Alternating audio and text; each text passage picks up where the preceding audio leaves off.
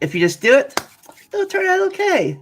Hey everyone, welcome to Talking Time with Caffeine, the only podcast where we drink caffeine and talk about whatever's on our mind, the topic. All right, I got my guest today. Introduce yourself. I am science. Oop, I just knocked out my own headphones. I'm awkward sometimes. I'm Scientist Mel, and I'll rip out my headphones and sometimes throw pins across the way without thinking about it. It just flies right out of my hand. Anyway, science communicator and academic scientist, that sort of thing. I talk sciencey stuff.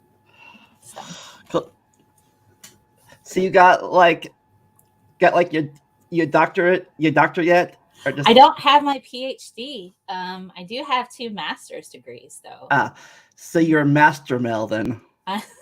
Well, I am a published scientist as well. I do have a publication, so but that's okay. So you're in a journal, you said? Yes, I'm in theranostics, and I've done. I helped engineer a breast cancer test using nanoparticles. Ooh. In detection of exosomes, which are the tiny little packages that cells release. It's one way that they can communicate with each other.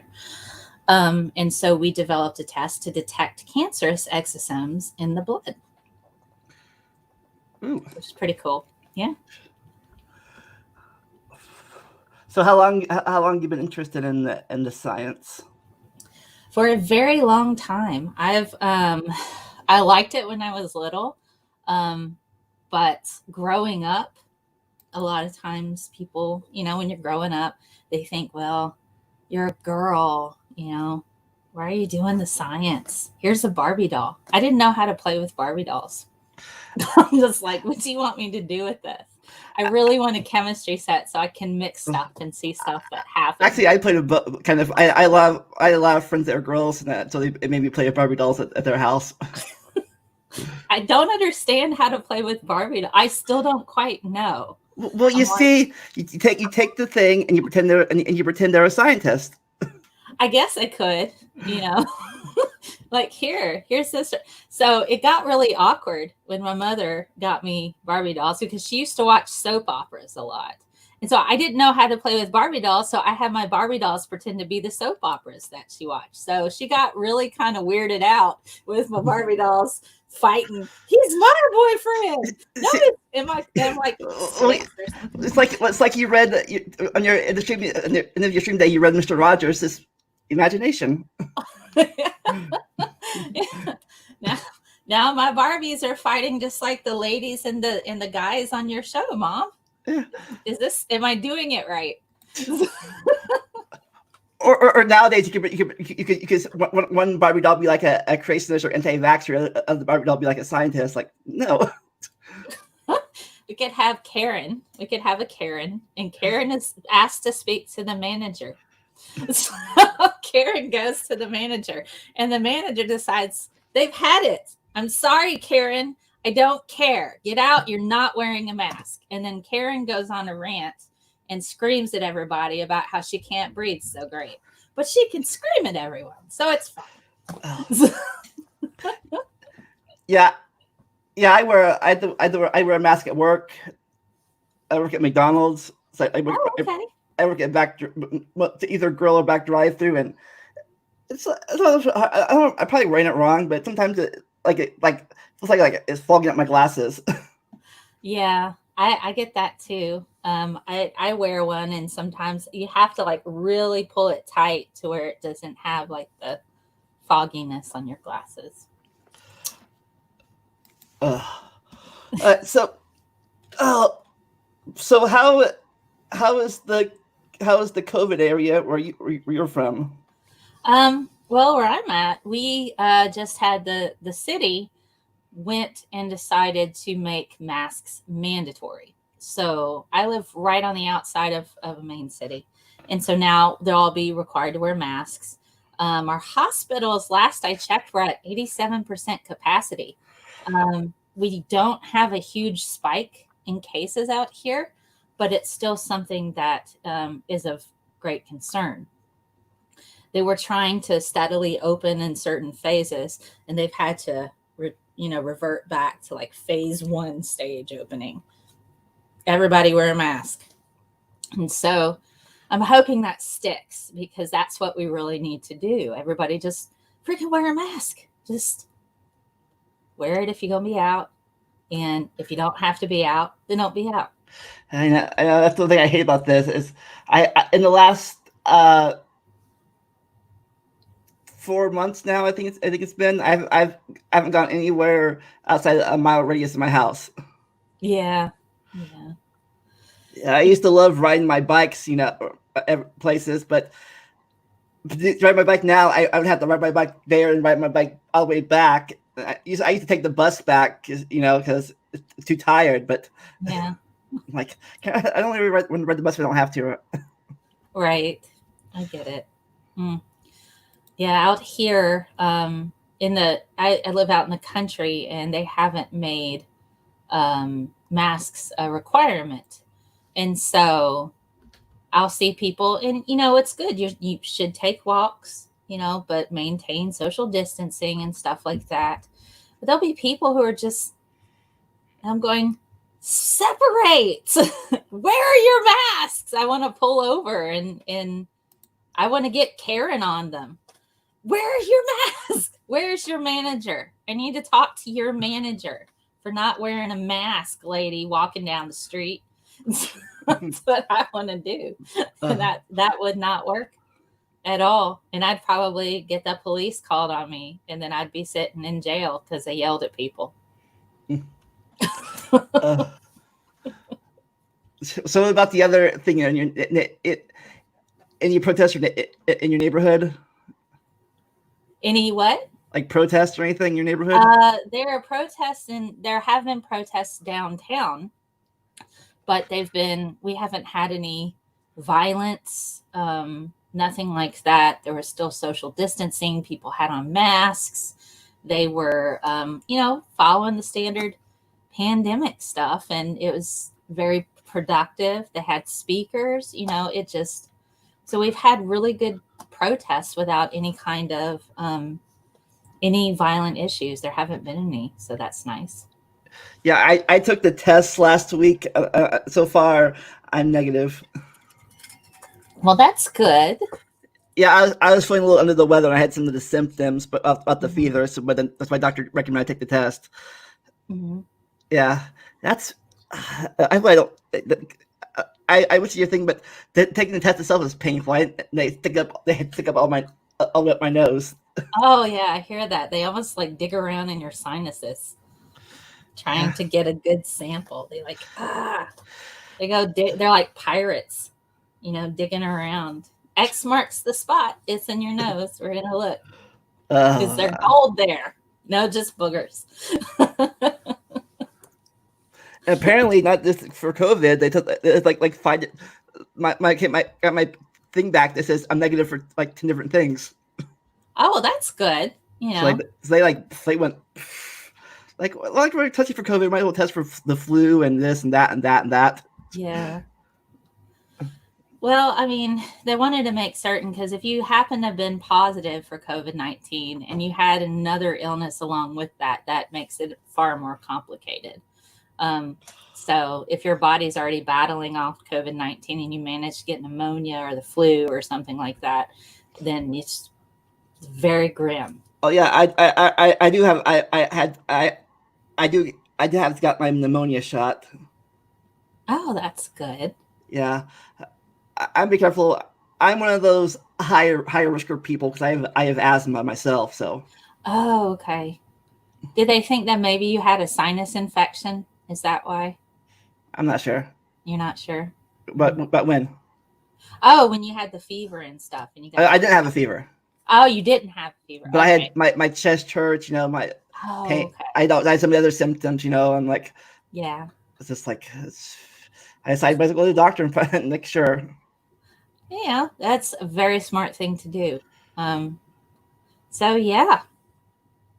I have not been tested for COVID because I haven't had any symptoms, and I don't want to bog down any, medical resources if there's other people who need to be tested and stuff. So yeah, I don't ever really leave my house except to like pick up my mail and go. They put the groceries in the back of my truck, and so I just pull up and they just put them in there. Yeah, Like, I don't have a car, so I don't have a car myself. So the last few weeks, I've been using the grocery deliveries. oh, it's great. It's great. I like the grocery delivery thing, but I find they want to substitute stuff that they don't have to substitute, and that kind of bugs me a little. Yeah, yeah, a lot of stuff is. If you're not awake, to make sure you get the right substitute about your thing, like because I work third shift a lot of times, so like. Oh, I see. This is one of the reasons why I have a 6 o'clock. I'm at 6 o'clock because I'm usually asleep in the afternoon. Yeah, I mean, well, that's fair. I used to work in food service a while ago, and I worked at Chick-fil-A for a couple of years, and yeah, I know I don't like them at all now. They're very not nice people, and they weren't nice people when I worked at that company either. They were very mean, and they exploited their employees a lot. But I would have people walk in and ask for spaghetti. I'm like, why are you doing that? They're like, I want a hamburger, not a chicken burger. Well, why are you doing that? Well, don't you see that cow thing out there, dancing cow? I mean, they're happy. But I was in the mall, which was miserable. Because it's like there's a burger place like right next door. Why are you in here harassing me about wanting spaghetti? There's a Sparrow over there. Go get your freaking spaghetti, you jerk. I do not, I have a respect for people in fast food because, it's a rough job sometimes. Yeah. I don't know. It's like I want to be mean, but kind of am. But sometimes people that eat fast food, sometimes it's like I don't feel like the brain isn't functioning. Like we literally had we had a fire once at our store, and we were all out of the parking lot, and there were fire trucks there. Yeah.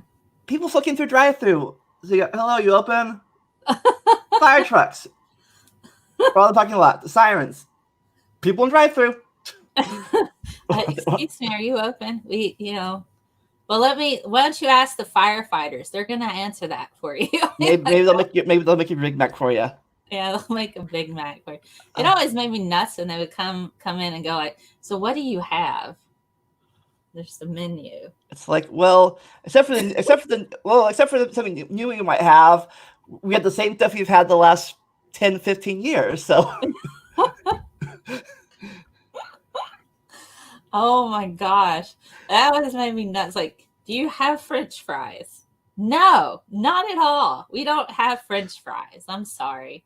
Not for you, but for the person behind you. Yeah, we do. Go to the back of the line and read the menu. What size are your? I love this. What size are your drinks? Small, medium, and large, like everywhere else. You mean you don't have Trantas and Ventis and Grandes? I want a Grande Coke. I wonder if anybody comes in and asks you that. I go to Starbucks. I'm like, I want a large. And they go, oh, do you mean a Trenta or a Venti? I'm like, I don't care. Give me your biggest freaking coffee. That's this one. Fantastic. I will take that one. Would you like extra what? No, I just want a freaking coffee. Just the one. Don't add anything to it. I'll take it over there. The people that like.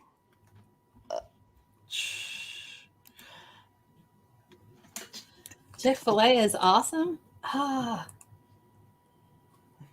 is that on Facebook? Yeah. Stacy. Oh, Stacy. I don't care for Chick-fil-A because the way they treat LGBTQ people. That's the main reason why I don't do that. And plus, they were very mean to me when I worked there. But there you go. Still, it's all right. Yeah. Uh, yeah, I have two favorite memories. Last week I had a customer order a 25 cents water. Uh-huh. They paid a $100 bill. Oh my God. Do you think they were laundering it? I'm not sure, but it was my first drawer today. I feel like taking out the drawer, like just dump in there. Here you go. Here's your change. Take the drawer out, dump it in their car. Like there you go. Oh my There's your gosh. change. But I have $100 bill. I'm gonna go to the McDonald's and get a yeah, water. or or they ordered a $6. Well, like I ordered $6 worth of food and paid of nickels, dimes, pennies. Oh man, golly. Yeah, I don't miss that. I've had somebody come in and paid with rolls. At least they rolled up their coins, so that was nice. Here's a roll of quarters. It's $10. Like, okay. Yeah, at least then it's like um pretty. You're pretty sure it's the right amount. Yeah, you're like, oh, it should be pretty close. Okay, I don't have time to sit here and count through all this.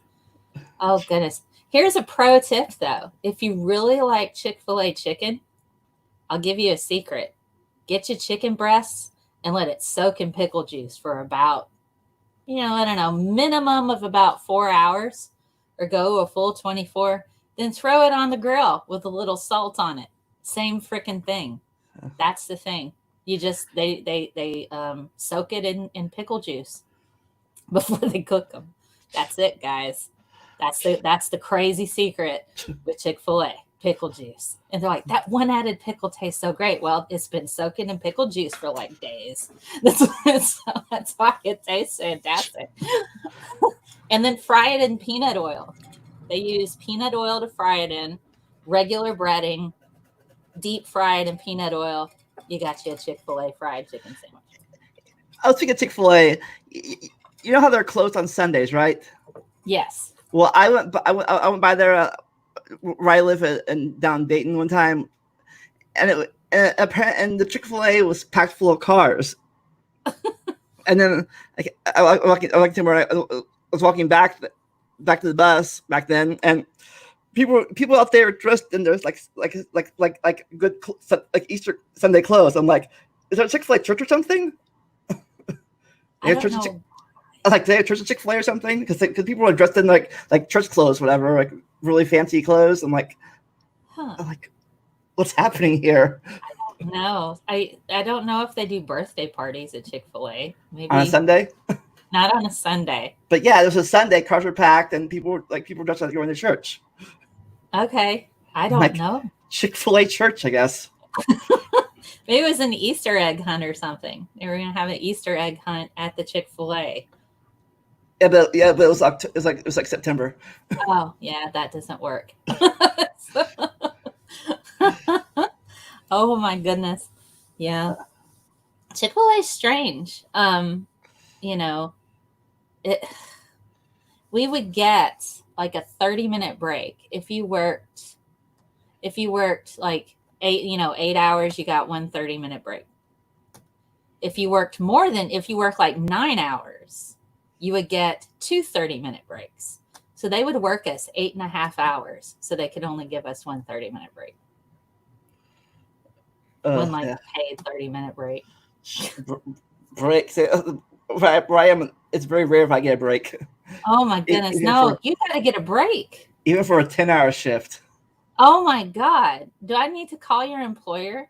Oh, I'll say I'm very concerned about the treatment of your employees. I'm guessing if the government didn't make them give them breaks, they wouldn't give miners break either. Oh my gosh. No, legally it's like y'all are supposed to have breaks. Yeah. I'm saying the only reason they give miners break is because the government will eat more on them if they don't get breaks. Man. Because I remember when I worked my first job over at Wendy's when I was 16. When I was hitting it, when I was getting near the 5-hour mark, they were freaking out. like clock out. You have to go over. I'm like, what's wrong? Like don't go over, no. Oh my goodness. Yeah, they were really upset. That's crazy. Yeah, they're so worried that they'll have to pay you more. You're like, come on, man. I'm pretty certain this extra 30 minutes ain't going to do you any harm. Oh my goodness. So, what kind of do you have any like you have like a rival on YouTube or any like trolls or anything? Oh, I get trolls all the time. I just don't ever acknowledge them and then they go away. So it's like I've had hate videos made about me. I've had live streams where they were just awful to me. I don't watch them, but other people tell me, yeah, they went through and they said, I'm like, okay. There are people that just it's weird. It's weird how some people get so fixated when you tell them no thank you, or yeah, I don't want to have this conversation anymore, and then they turn it into, well, you're not a real scientist because you won't talk to me. I'm like, I don't have to talk to you. I don't know why you think I'm required. You'd be like, well, I'm a scientist, not a science communicator. I'm a science communicator, but it would be if it's a trivial conversation that has nothing of value or importance whatsoever and is a giant time waster, I'm not going to do it. I had somebody, oh God, I had somebody once get mad at me because I didn't cite the creator of a meme. I had no idea who the creator of the meme was.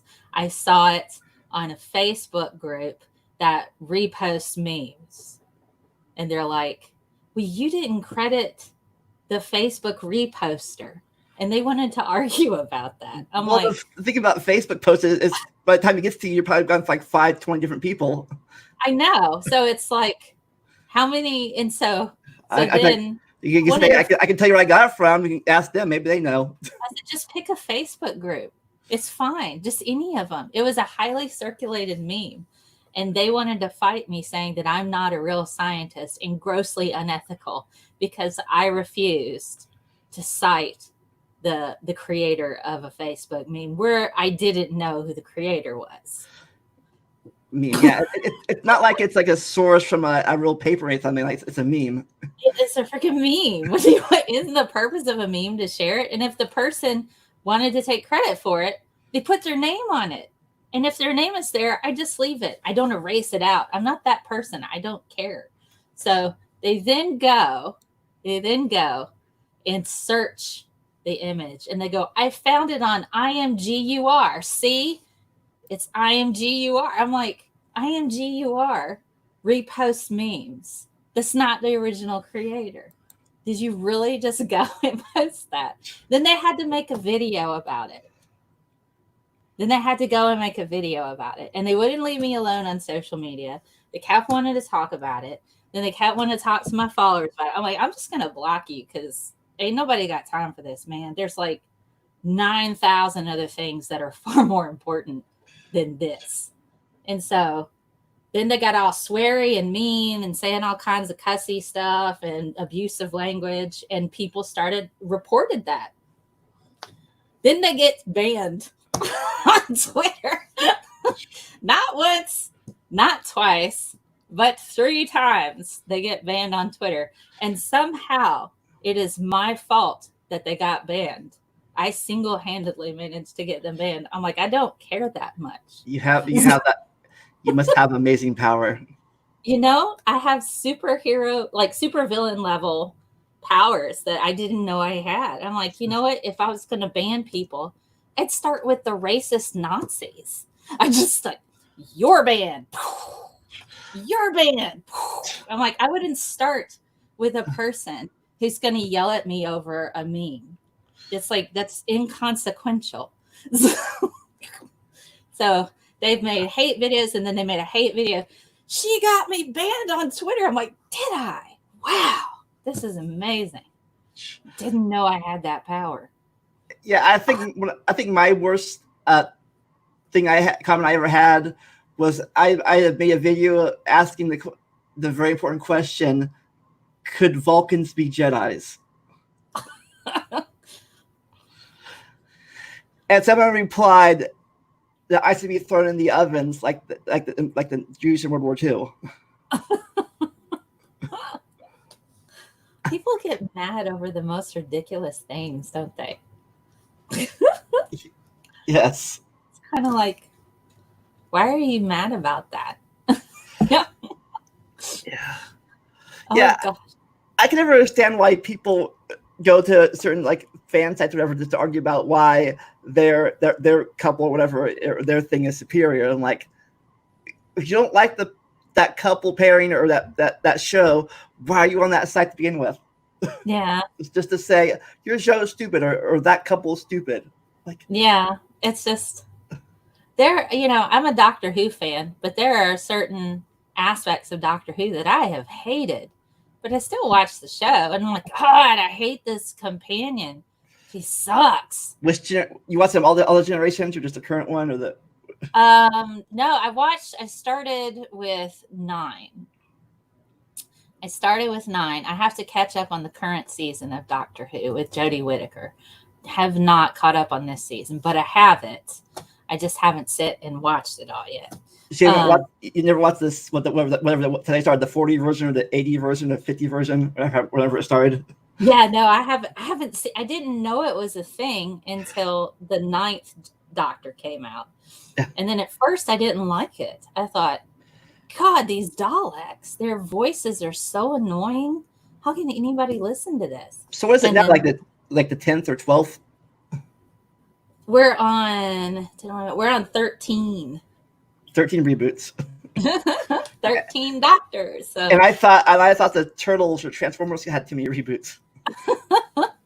Well, the Doctor transforms, and so the Doctor can transform into a brand new person.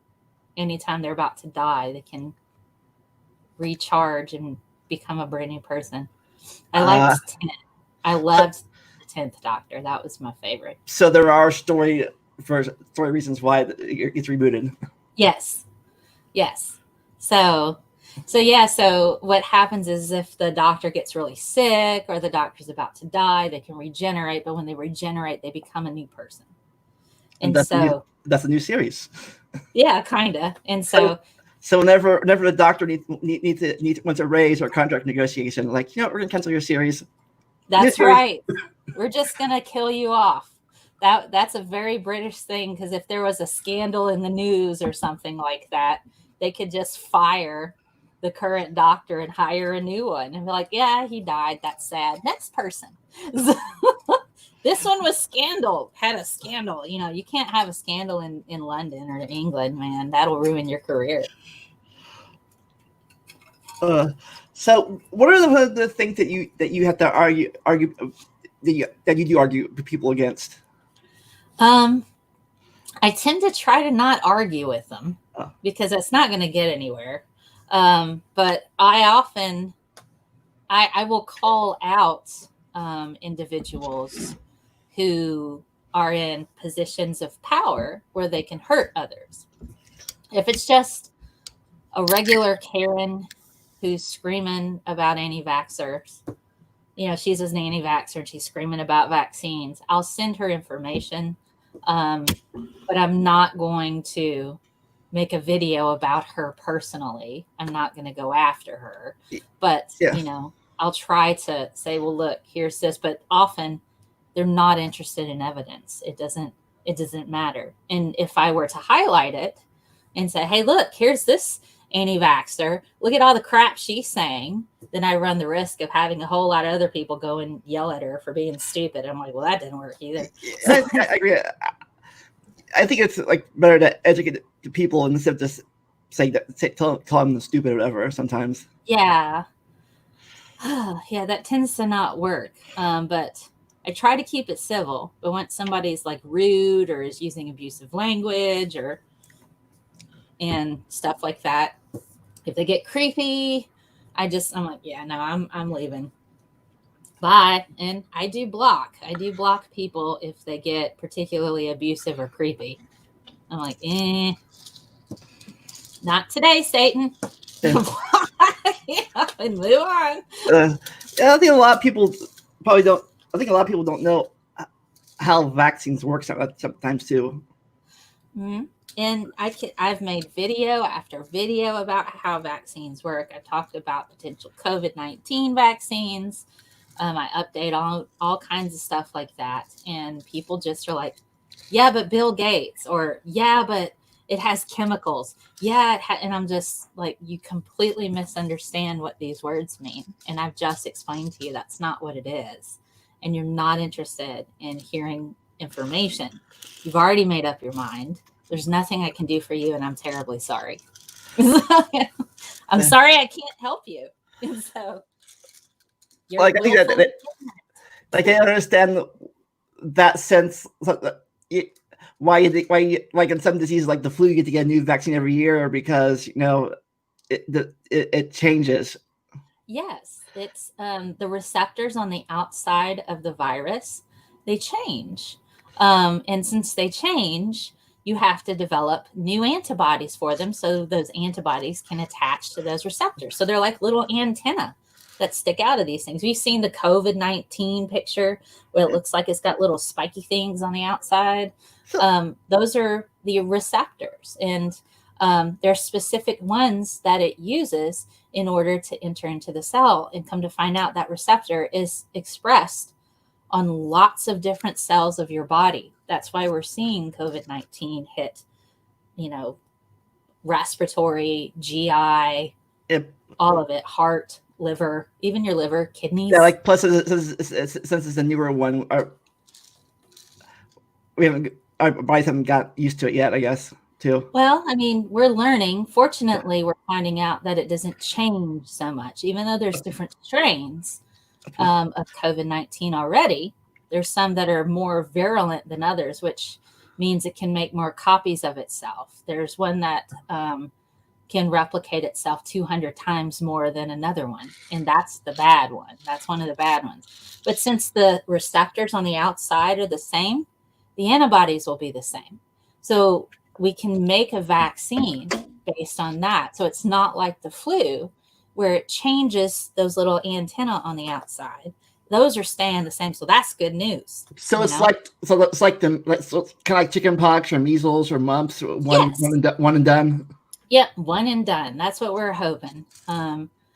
So when you try to explain that to an anti-vaxxer, they don't listen.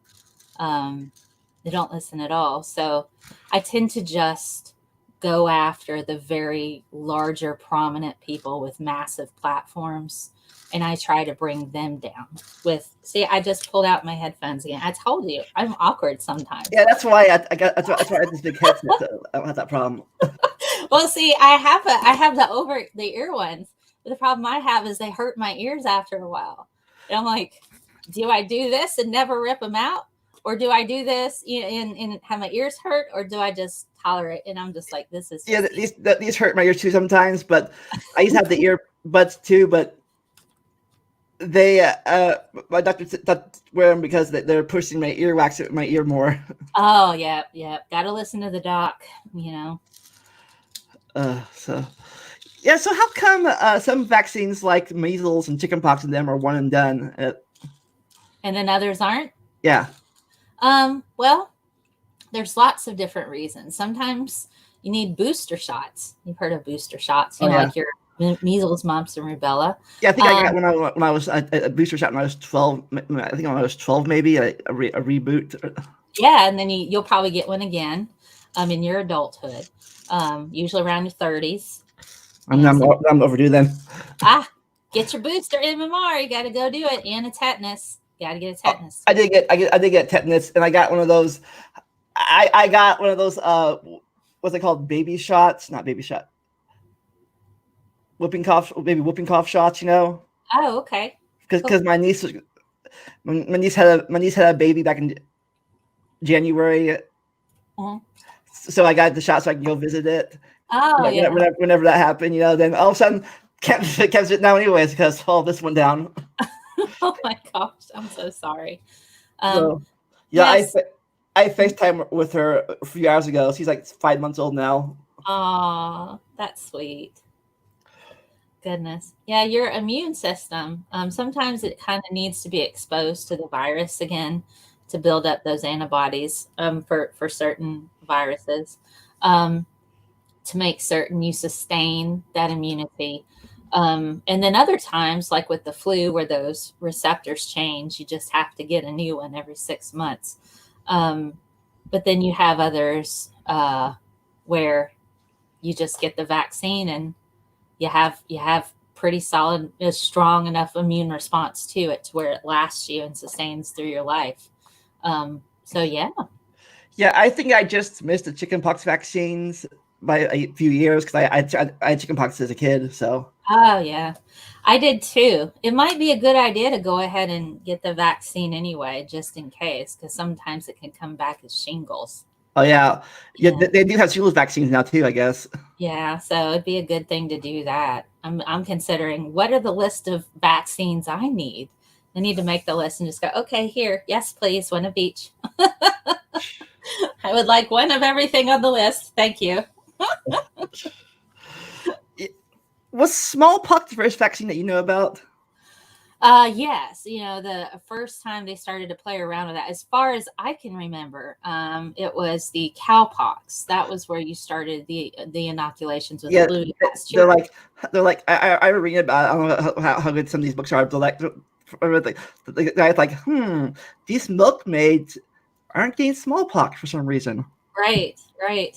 See, that's the thing. Sometimes, so cowpox and smallpox are very similar in structure. So similar receptors, right, on the outside.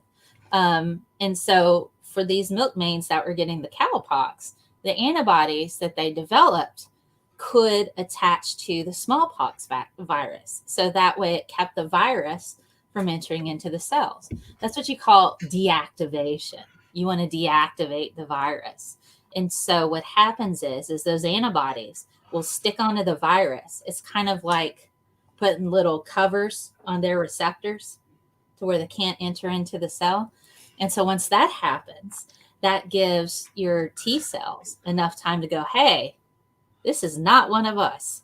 And then they can go and, wipe out the virus by either bursting its plasma membrane.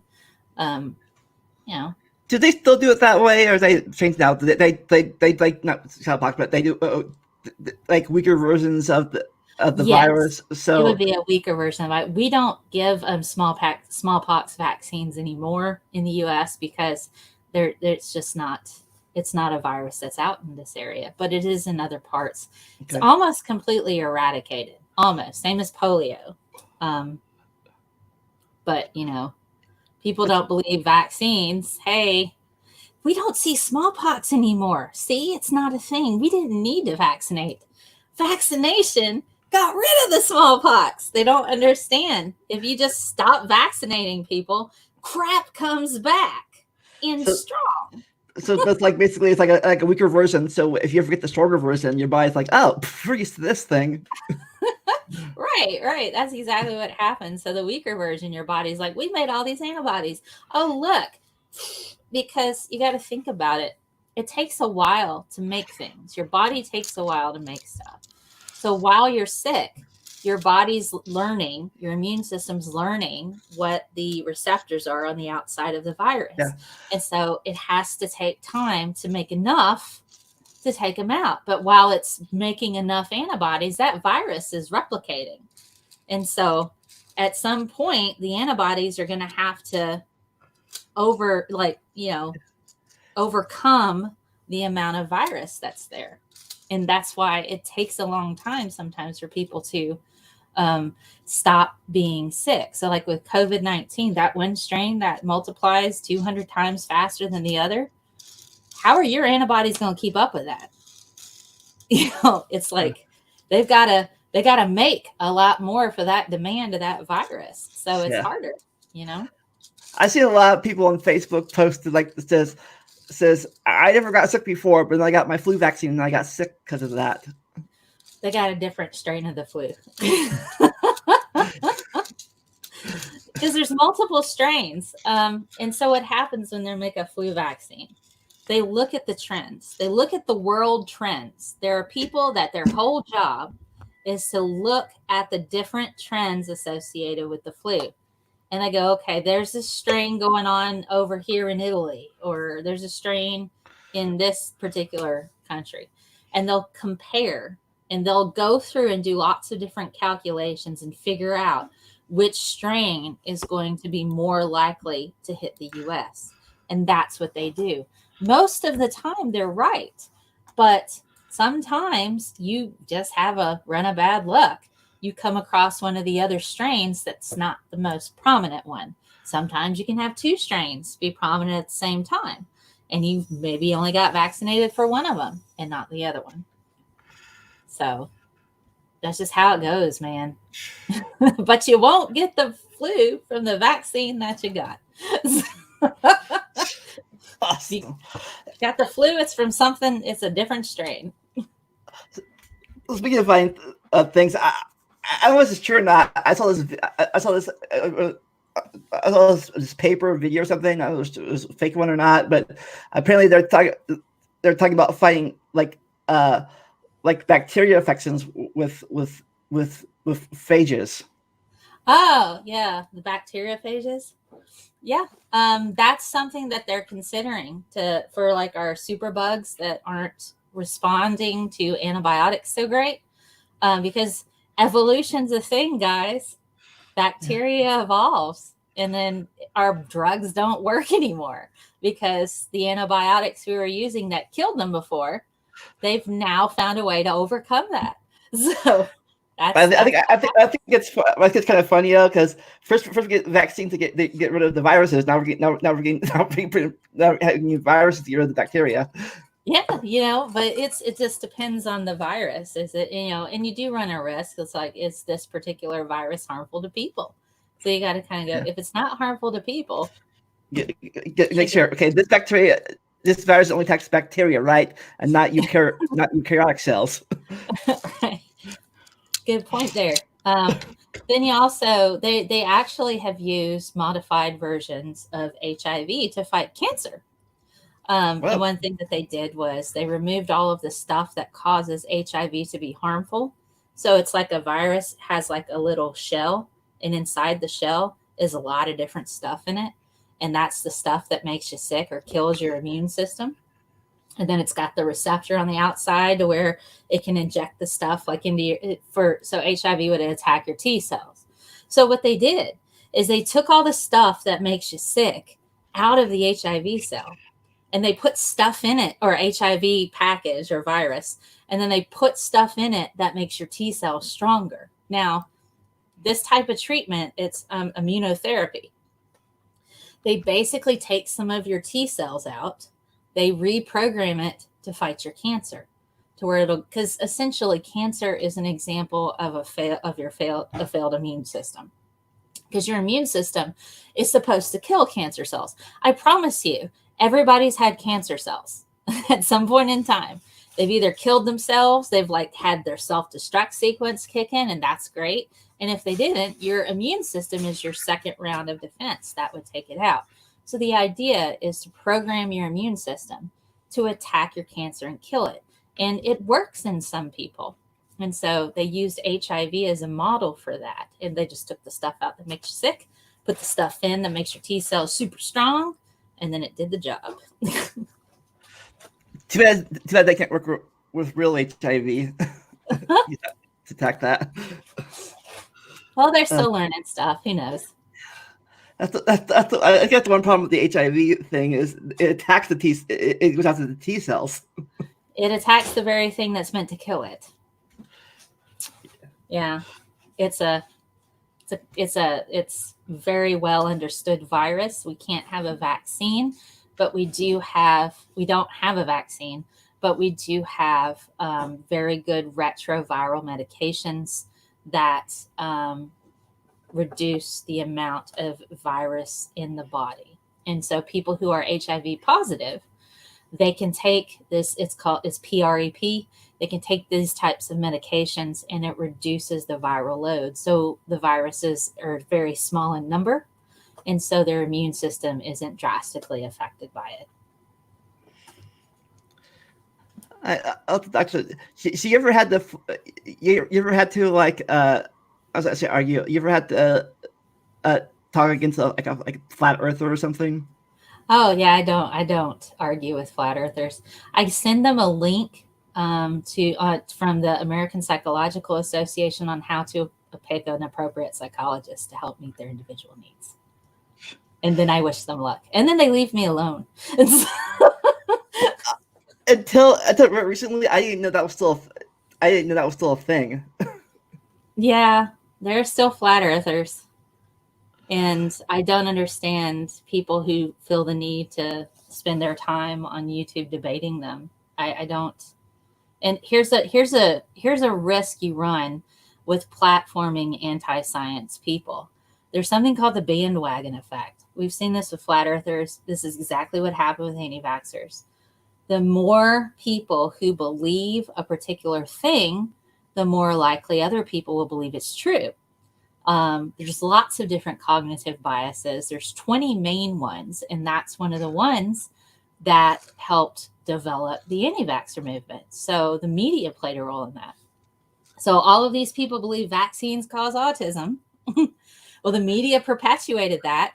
Look at all these people who think vaccines cause autism. And then other people will be like, man, vaccines cause autism. All these people believe it. It must be true. And Well, so that snowballed. That's the bandwagon bias. And you know, so other people will believe it. And so the more people platform anti-science individuals, the worse we're going to get. So, I replied back to him one time, and I said, "It does. So what? Even if it was true, so what? What's the big deal about autism? oh gosh. Like, wow, autism or polio? Which I rather have? Yeah, for real. It's just, you know, in my it for me, the way I see it, I used to be a high school teacher, and I've worked with people of all walks of life, various backgrounds, including people on the spectrum. It's just a different way of thinking. And you're just Yeah, like, it's just a different way of thinking. It's not and a dis autism doesn't mean you're stupid or anything. Mm-mm. There's like a lot of smart people I know that have autism.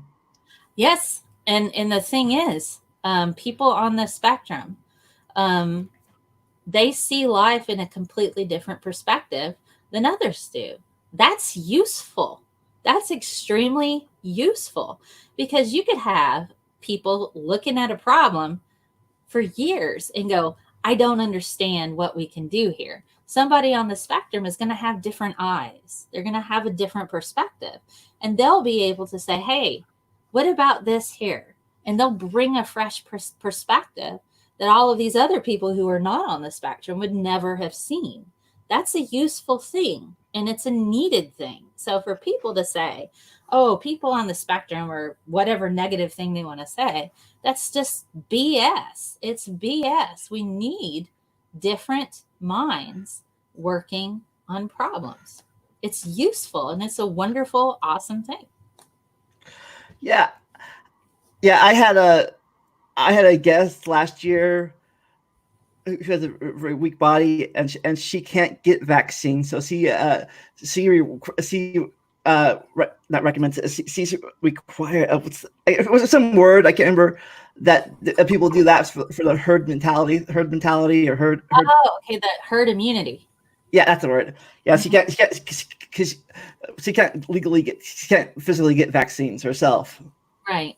And some people who have autoimmune diseases or people who are allergic to different components associated with a vaccine or individuals who have had reactions in the past, it's exceedingly rare. But if you've had a reaction to a vaccine, you do not need to get more. Those are people who cannot get vaccines and they rely on herd immunity, meaning if everybody else is immune to it, they are not going to transmit a virus to somebody who cannot get a vaccine. That's what it is. And so it's funny, the herd immunity thing with the vaccine, we're seeing a similar type of thing going on with not wanting to wear masks. Um, the idea is to wear a mask. I could be asymptomatic. I don't have a fever. I don't have any other symptoms. And we know that asymptomatic people can transmit the virus. And there are people who cannot even withstand a ventilator treatment. Their bodies are too weak to do that. And so getting COVID would be a death sentence for them. So it's about not only, protecting other people, but also if we overload our healthcare system, we're going to have a huge problem. It won't be just COVID-19 people dying. You could get in a car wreck, and if the hospital's at capacity, you're going to be on a cot in the hallway dying, and nobody can help you, but with minimal stitches or whatever they can do in the hallway. So they're not seeing the full picture. And so wear a mask. Just throw it on. It's fine. I saw your I have a CPAP machine in my house. I have sleep apnea. Mm-hmm. So, but yeah, it's like so you compare that, and I saw you talk about on your show today, talking about how the ventilators work and how they stuff it down your throat. Yes. It's not a CPAP machine. So Elon Musk, he got a lot of flack because he basically took CPAP machines and tried to buff them up to where they could be used as ventilators, and he donated them to a hospital. But they're not helpful. You can't. The problem that you're running into with people with COVID-19, this is what I've seen I'm not a medical doctor, okay? But what I've seen in the literature about what's been reported is some people have a strong immune response. So if it's in their lungs, guess if that's where the virus is, guess where those antibodies and all of the immune system is going to go? Straight to the lungs. And so it starts filling up with white blood cells, right? And so what happens when you start filling up your lungs with fluid? Oxygen can't get in there, can it? So what they have to do is they have to shove a tube down your throat and force your lungs clear. That's what they have to do. So it's counterproductive because all of the white blood cells that you need to kill off the virus are now being forced out, but the virus is there. So do you breathe, or what are we going to do here? So it's an extremely difficult situation, and they're finding that there's scar tissue left from that. So the CPAP machines, that's not a ventilator. They shove a tube down your throat and they blow it up like a freaking balloon. They have to, with a machine, fill in your lungs with air to force all of that out. And so I guess they're feeding you by tubes, like feeding tubes, whatever. They got to shove a tube down your nose, and they give you like liquid food. Oh, down your nose? I thought they put it in your hand or something. Nope. You have two options. They can cut a hole in your stomach and feed you with a syringe that way, or they can shove a tube down your nose and feed you that way. And then they put a bag on your butt because you're going to have diarrhea. There's no fiber in that. And then they also put a catheter. So you lay in the bed for at least 2 weeks with a tube down your throat, getting your lungs filled up with air, forcing out all of those white blood cells, eating through your nose with bags attached to your butt. You're like, can I go sleep, please? Can I not be awake for this? They have to sedate people. So most of the time they're high out of their minds, because if they were actually awake during most of this, it's misery. It's utter misery. And that's if you're on a ventilator. If you're lucky and not on a ventilator, you're still going to be bedridden with a mask on your face, and you're probably not going to be eating regularly anyway. I don't know if I could do. I would have to get if I did ventilator, because I could barely do that. I can barely do it when that dentist takes my X-ray mouth. I can barely keep that thing in my mouth for so long. Oh yeah, I can't. And so people are like, masks are uncomfortable. What do you hear about ventilators? Do you like eating that sandwich you got right there? Do you like your Big Mac? You like being able to eat food? Do you like being able to get up and walk around and not have to poop in a bag? Have I got news for you? Wear a mask. It's great. That's all you got to do. Ugh. But hey, that infringes my rights. No, it doesn't. Try that. I always want them to try that particular argument and say, but the officer, I reserve the right to drive drunk anytime I want to. That is my right to do that. It doesn't matter. Everybody else can stay home. Why don't they just stay home while I'm driving drunk? It's Oh, just like, that reminds me of a joke I heard. A joke I heard. Funny. I don't know if it's appropriate now with all this police brutality going on, but I thought it was funny at the time. But there's this cop, right, pulled right over for running a stop sign, right, mhm. and the cop started hitting him with his baton, Okay. and before that, no, before he did that, he pulled over. He says, "You stop the stop sign. You stop the stop sign." And the guy says, "Like I slowed down," so he started hitting him with the baton. And he said, "You want me to stop or slow down?" Gosh. But, Yeah. Oh but man. I tell you, I have grave concerns about the police situation. And I see a lot of, just as an aside, with the defund the police thing, people are like, oh, you just want to get rid of the police. That's not what that is. They want to take and reorganize it. When I taught high school, we had a police officer in the high school. At every high school I've ever taught at, and I taught for 5 years, we had a police officer there. They don't know how to handle kids, not at all, not even a little bit. They're not trained. They yeah, don't have any psychology degrees. They don't know how to de-escalate with kids.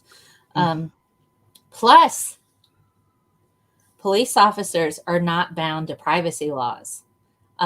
So if they hear anything that's going on that's private, see, as a teacher, if a student had a disability or had an individual education plan or something like that, that's all confidential.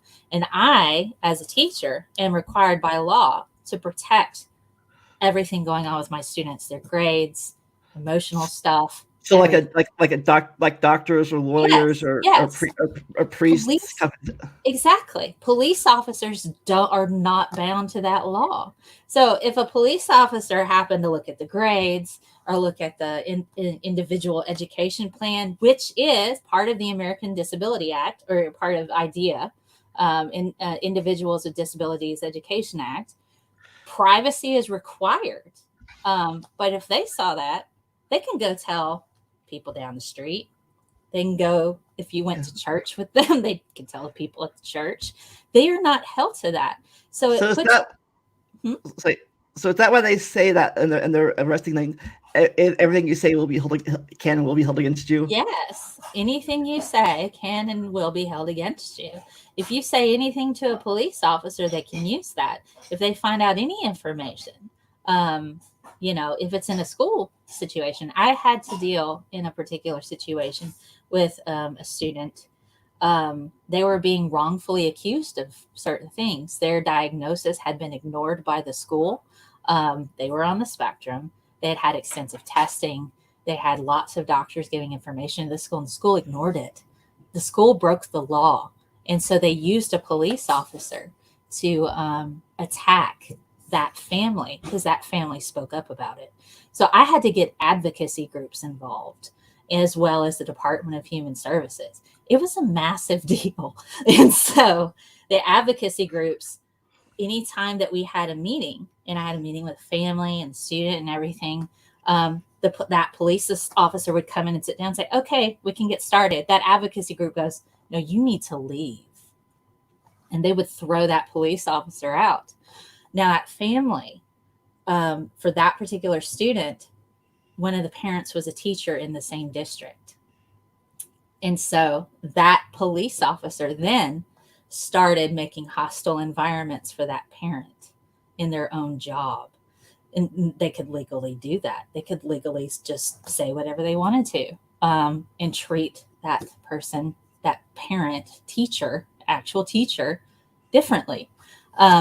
So police officers are a terrible idea for schools. So when we're saying defund the police, we don't mean getting rid of police officers. We mean let's put somebody in charge of this one thing who has like a degree in psychology, child psychology, who knows how to de-escalate a situation, who can work as a go-between with the police, right? And maybe if you have like a drug situation, you have a social worker and a person who's trained in drugs, who has a 4-year degree, a concentration in drug law, right? Work in that. And maybe if you have somebody in domestic abuse situations, they have a degree, they're an expert in domestic abuse, and they work with the police. That's what that means. Putting people who are qualified, who have focused, training to handle that. Police officers should not be in a school. It is a horrible idea. That's my experience, because they can ruin a kid's life as well as a parent's life. If they happen to work in the district, they can make a hostile work. But it's terrible. Like, Yeah, yeah. Yeah, all that got me on got brought me 3 different subjects. Hold on. I'm sorry.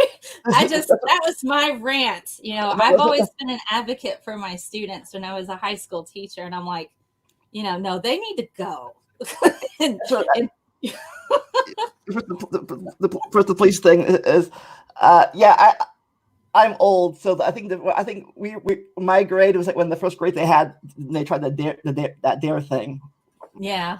Back in the early 90s. So my grade was like when the first grade they tried it on. So we were the guinea pig group. Wow.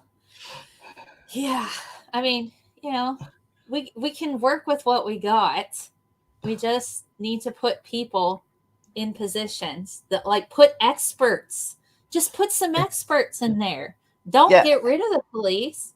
Just put people who are experts and who know what they're doing. The other thing is, it's like people who are thinking that we tried to reform gun laws and stuff. Like you want to get rid of my gun or whatever, this and that. Well, I don't know about you, but no, we want to make sure that certain people can't get like machine guns. Right. I mean, there's part of the Violence Against Women's Act. Some of that was just allowed to expire. One of the things was not allowing domestic abusers to gain access to guns. They can gain access to guns. And coincidentally, there is a large percentage of the people who have been involved in mass shootings, domestic abusers.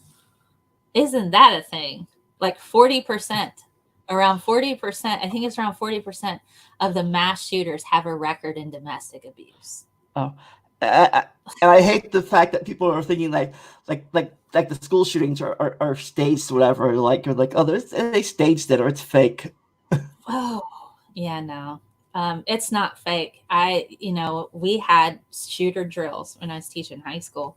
We had shooter drills where I would try to sit there. We had to cover any and all windows that we had. If we had windows, we had to completely have them covered. So nobody would know that is that a classroom or is it a storage room? So we had to have our windows completely covered. One school I had an actual lab. And so we had come up with our plan. We're going to turn the lab tables this way, and I'm going to cram as many of you as I can in the lab prep room, which was a tiny closet, but 30 kids could fit in there. So I'm like, it's at least 2 doors. Of course, that would be very bad nowadays. Well, but still, it's like you got 2 steel doors that they're going to have to get through. Okay, but the joke about get in that room, but stay 6 feet apart if you can. Well, yeah, you can't. No social distancing. There's, do we Corona or get killed with a gun? I don't know. What are we going to go with? How many of y'all are immunocompromised? If you are, we're going to put you over here in this corner by the dead frogs, and the rest of you. Yeah, we're gonna stuff you over here.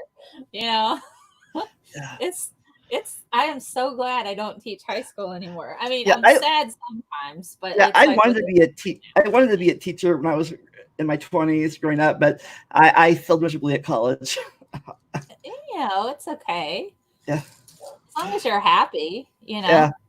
I've changed careers so many times. At one point in time, I had 4 jobs and 2 days off a month. So Uh, you just do what you can with what you got, you know? And in this current climate, that means a lot, you know? yeah. You have a job. There are a lot of people who don't. So good on you. Yeah, Good on you. I was very, I think I was, that school shooting, I think I was very lucky. Like, I don't know how many were before that, but I missed the school shootings by a year. Yeah. I graduated in 98, and then that Columbine thing happened in 99, a year later. So I was like, Oh, yeah. I barely missed it. All the starting with all the military detectors and stuff in school. Right, right. So That was a scary time. Still is yeah, a scary. I don't know how many there were before that, but really it wasn't. I guess wasn't that productive in the 90s, I guess, or 80s. Yeah, I think the 90s are just grunge people and they were very emo and didn't care about anything. And then you got the 80s people. All they wanted to do was have the hair that stood like this high, you know, get the really big hair So and like I have said, it. I just missed all the school shootings and stuff. Yeah, it's interesting. The 90s, really, it's funny. When I was growing up in the 90s, I actually thought racism and stuff was no longer a thing. That's like an old people thing, like in the 60s, like my Yeah. generation and stuff are beyond that now. Like, that's why I thought back then, like, oh, Yeah. we're all good now. And guess I was wrong. It's sad. I've seen a lot of racism firsthand. But we can do better, and that's what's important. And if you don't know what you can do, visit any civil rights activist website. And there's lots of information there to let you know how you can be an ally. You don't have to necessarily be on the streets protesting. There's different things you can do. So have a look. Have a look at those different websites because they're there to educate and help people be good Yeah. allies. What's your opinion? By the way, what's your personal opinion on statues? Do you think tearing down statues will erase history and stuff? No, they took down Hitler statues. Do we suddenly forget who Hitler is? That's why I said, like, we tore down the King George statue in the World Revolution. We still know we were colonies of Britain. Yeah, it's like we tore that statue down and like big bullets, however. When people complained at the time that because they were loyalists, they were people loyal to the British crown. But King George, who's that again? We tore down the statue. I don't know, and I can't read a book either. There's nothing on the internet. It's like, what are you gonna do? It's like, my goodness, it's just it's hilarious. If they want to preserve a statue, okay, put it in a museum. Put it. This was the time. We glorified this XYZ, whatever.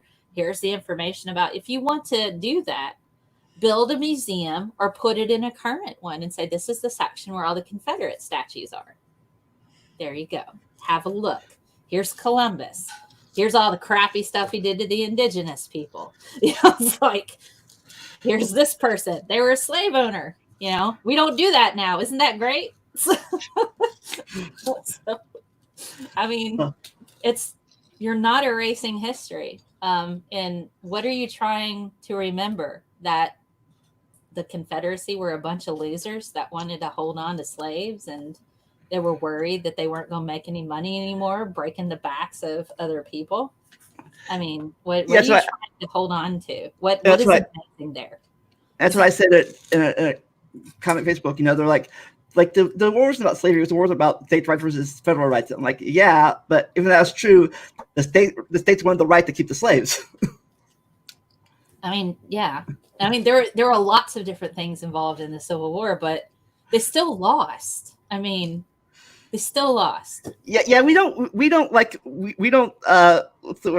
keep statues of the Germans we fought in World War II or the Japanese we fought there. We keep the statues of the British we fought in War 1912. That'd be like going to Pearl Harbor and having a memorial to all of the kamikaze pilots. I mean, come on. Where's the memorial for the kamikaze pilots? We don't remember them. I mean, that's the rationale in my head. If you're wanting to keep the Confederate statues, okay, then build a memorial for the kamikaze pilots at Pearl Harbor. And the statues of the Viet Cong from Vietnam War. Right. And build some statues for the 9/11 terrorists. Let's build statues for them as well. Why not go ahead and do that? Because we've thousands and thousands and thousands and thousands of people have died and been enslaved. You know, horrible, horrible life. We're going to put up statues to them. Let's put up statues to the terrorists. Everybody we fought against. Everybody we fought against who lost. Let's put a statue up for them. Where's Saddam Hussein's statue? You know, but actually, we tore that one down in Iraq. Yeah, in Iraq. Well, the people did that. We didn't do that. People did that. Where's the complaint? Where they complained then? You know, did we forget who he is? So it makes me nuts. You're like, why are you keeping it around? You think we're not going to remember suddenly? And if you're worried about the artwork, okay, take it down, move it to a museum somewhere.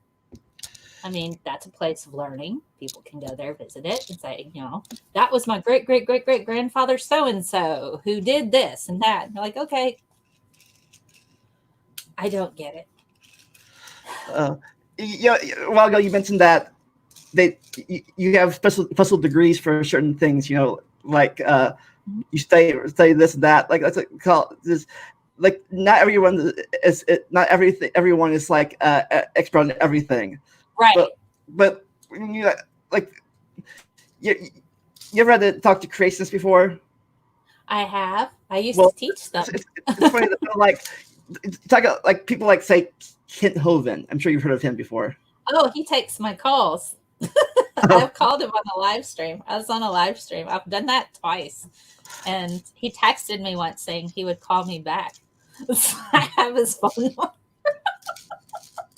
But it's like other ones. It says you're talking about a certain subject, and they want to bring up everything from like abiogenesis to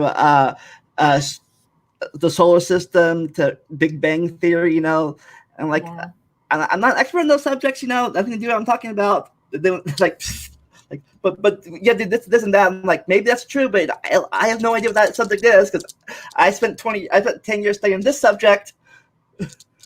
Yeah, there's but also a lot of this stuff. Okay, so I have an undergrad in biology. Yeah. I have an undergrad in biochem. I have a master's in chemistry, and I have a master's of arts in teaching. So I have an MS, MA, a BS, and a BSc or whatever. Yes. So anyway, but a lot of the schooling that you get covers all of that territory. And so while I'm not a cosmologist where I'm studying the Big Bang, I learned about it, and I learned about evolution, and I learned about all of those things. I learned about the molecular stuff. So I have the knowledge, and plus I could technically teach 3 different types of science from 7th through 12th grade right now if I wanted to. So people that can do that, because usually can't do that. He's legally cannot teach anybody.